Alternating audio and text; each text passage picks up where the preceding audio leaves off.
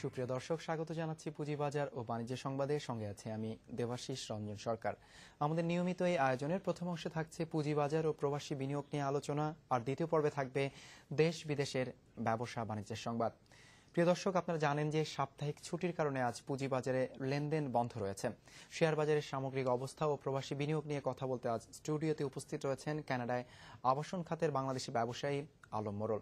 একই সঙ্গে তিনি বাংলাদেশ অ্যাসোসিয়েশন অব টরন্টোর সভাপতি হিসেবে দায়িত্ব পালন করেছেন। জনাব আলম, আপনাকে আরটিভি স্টুডিওতে স্বাগত। ধন্যবাদ। আপনি তো দীর্ঘদিন ধরে প্রায় 2 যুগেরও বেশি সময় ধরে কানাডায় আছেন এবং আবাসন ব্যবসার সঙ্গে জড়িত রয়েছেন, এবং একই সঙ্গে আপনি রপ্তানির সঙ্গে জড়িত, পণ্য রপ্তানির সঙ্গে জড়িত রয়েছেন। আপনি, আমরা জানি যে টরন্টো অ্যাসোসিয়েশন অব বাংলাদেশের সভাপতিরও দায়িত্ব পালন করেছেন।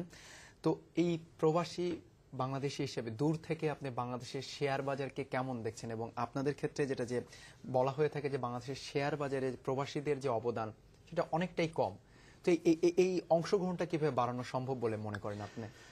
এখানে আমার ব্যক্তিগত ওপিনিয়ন বলতে পারি যে 10% যে প্রবাসীদের জন্য রাখা হয়েছে, এর ম্যাক্সিমাম এটি হচ্ছে আপনি যেটা বলছেন যে প্রাথমিক গণপ্রস্তাব বা আইপিওর ক্ষেত্রে 10% রাখা হয়েছে।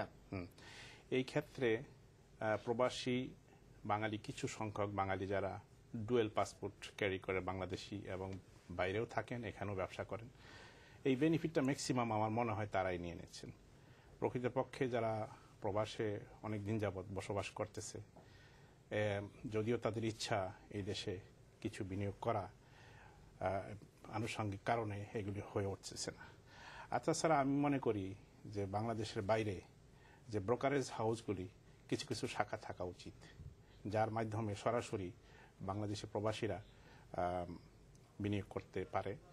কারণ বাংলাদেশ এখানে ঠিকই আছে, কিন্তু প্রবাসী বাঙালি ইনফরমেশন গ্যাপের জন্য সরাসরি এই ইনভেস্টমেন্ট সম্ভব হয়। ভৌগোলিক দূরত্বের কারণে তথ্যেরও একটি ঘাটতি থেকে যায় প্রবাসী বাংলাদেশীদের জন্য। তাছাড়া ম্যাক্সিমাম বাংলাদেশি অনেকেই যারা শেয়ার সম্বন্ধে খুব একটা ওয়াকিবহাল না, এই কারণেই তাদেরকে এডুকেট করাও একটা প্রয়োজন। আর শেয়ার বাজারের যেই ইনফরমেশনগুলিও, সেগুলিও প্রবাসীদের কাছে খুব একটা নাই। আর টাইম টু টাইম কি হচ্ছে তারা অনেকেই জানে না। তো এই কারণে আমি মনে করি যে শেয়ার বাজারে যদি ইনভলভ করানোর জন্য বাংলাদেশের বাইরে যদি এরকম কিছু ডেলিগেশন গিয়ে, প্লাস আপনার ব্রোকারেজ হাউসের যে শাখা খোলার কথা বলেন আপনি, এইগুলি যদি খুলে তাদেরকে কিছু এডুকেট করা যায় বা বাংলাদেশের শেয়ার সম্বন্ধে কিছু ইনফর্ম দেওয়া যায়, আমার মনে হয় প্রবাসী বাংলাদেশিরা এই শেয়ার বাজারে পয়সা বিনিয়োগ করতে ইন্টারেস্টেড হবে। আপনি কি বলছেন যে তাহলে জ্ঞানের কিছুটা সীমাবদ্ধতা শেয়ার বাজারের ক্ষেত্রে এবং ব্রোকারেজ হাউস না থাকার কারণে মূলত আমাদের প্রবাসী বিনিয়োগকারীরা, প্রবাসী বাংলাদেশিরা আমাদের শেয়ার বাজারের সেকেন্ডারি মার্কেটে বিনিয়োগে আগ্রহী হয়ে উঠছে না? একই এখানেও একটা প্রশ্ন আছে যে তাদের এখানকার ইনফরমেশন ম্যাক্সিমাম ইনফরমেশন সম্বন্ধে তাদের খুব একটা ধারণা নাই।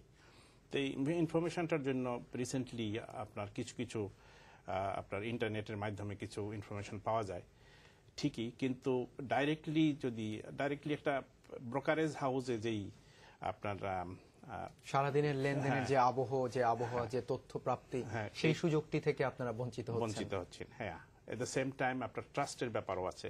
উই ডোন্ট নো কি হচ্ছে কি না হচ্ছে। বাংলাদেশের ব্যাপারে স্বাভাবিক একটা নেগেটিভ একটা কাজ করে, একটা চিন্তা ভাবনা, সেই জিনিসটাকে সামনে আনার জন্য যদি আপনার কিছু এডুকেট করা যায় বা ব্রোকারেজ হাউসগুলি ওখানে এস্টাবলিশ করা যায় ব্যক্তিগত উদ্যোগে, বা ওখানকার যারা প্রবাসী বাঙালি যারা আছেন, যারা স্টক সম্বন্ধে ধারণা আছেন, তাদের ব্রোকারেজ হাউস হলে সুবিধা হবে আর কি। আমরা আশা করব যে আমাদের যে পুঁজিবাজার নিয়ন্ত্রক সংস্থা এবং পুঁজিবাজার কর্তৃপক্ষ তারা আপনাদের প্রবাসী বাংলাদেশিদের এই যে চাহিদাটি, এটি কথা মাথায় রেখে দেশের বাইরেও অনেক ব্রোকারেজ হাউস তৈরি করবে। কারণ আমরা ইতিমধ্যে দেখেছি গত বছরেই প্রায় গেল বছর থেকে একটি সিদ্ধান্ত হয়েছে যে বাংলাদেশে ঢাকার বাইরে প্রতিটি জেলা শহরে একটি করে ব্রোকারেজ হাউস তৈরির ক্ষেত্রে, এবং সেক্ষেত্রে বিদেশেও এটি হবে, আমরা এটা আশা রাখছি।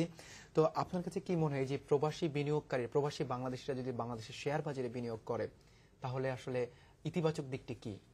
ইতিবাচক অনেক জিনিস। শেয়ার বাজার যেহেতু আস্তে আস্তে শেয়ার বাজারগুলি ওপেন হচ্ছে, তো এখানে পার্টিসিপেশন অনেক বাংলাদেশি এখন দেশের বাইরে অনেক দিন, তারা চায় দেশের উন্নয়নমূলক কাজে কন্ট্রিবিউট করার জন্য। সেই সুযোগগুলি আমাদেরকে করে দিতে হবে। মানে আপনি বলতে চাচ্ছেন যে শেয়ার বাজারে বিনিয়োগের মাধ্যমে আমাদের অবকাঠামো উন্নয়নের ক্ষেত্রে একটি সুযোগ তৈরি করে দেওয়া হ্যাঁ, যেতে পারে। করতে কি পারে। কিভাবে আপনারা অবকাঠামো উন্নয়নে ভূমিকা রাখতে পারেন? যেরকম এখানে বড় বড় ইন্ডাস্ট্রি, যে আপনার ব্রিজ, আমাদের এখানে সেতু বা কালভার্ট, এই ধরনের বা বড় রকমের কোনো প্রজেক্ট যদি হাতে না হয়, আমরা সবসময় বৈদেশিক সাহায্যের আশায় বসে থাকি। আসলে বাংলাদেশের বাইরে প্রবাসী বাংলাদেশিরা এখন খুব একটা ভালো পজিশনে আছে। তারা এখানে বিনিয়োগ করার মতো সেই শক্তি তাদের আছে, আমি বিশ্বাস করি। তো সেই ক্ষেত্রে তাদের যদি সেই সুযোগ দেওয়া হয়, সেটা শেয়ার বাজারের মাধ্যমে হোক বা অন্য কোনো ওয়ে হোক, গভর্নমেন্ট বা অন্য কোনো যারাই আপনার এর সঙ্গে জড়িত, তারা যদি আমাদেরকে একটু এনকারেজ করেন বা আমাদেরকে এই জিনিসগুলি বুঝিয়ে বলেন বা কিভাবে কি করতে হবে, সেই ধারাগুলি দিয়ে দিলে আমার মনে হয় প্রচুর প্রবাসীর ইনভেস্টমেন্ট এখানে আসবে, এটা আমি বিশ্বাস করি। মানে আপনি বলতে যাচ্ছেন যে সরকারের এই মুহূর্তে বাংলাদেশের অবকাঠামো উন্নয়নের ক্ষেত্রে বা অর্থনৈতিক উন্নয়নের ক্ষেত্রে বিদেশি দাতা সংস্থার কাছে হাত পাতবার চেয়েও আমাদের যে প্রবাসী বাংলাদেশিরা রয়েছেন তাদেরকে আমন্ত্রণ জানাতে পারে অবকাঠামো উন্নয়নের ক্ষেত্রে, এবং সেক্ষেত্রে আপনারা ভূমিকা রাখতে পারেন। অবশ্যই। সরকার বারবার বলছে যে বাংলাদেশে প্রবাসীদের বিনিয়োগ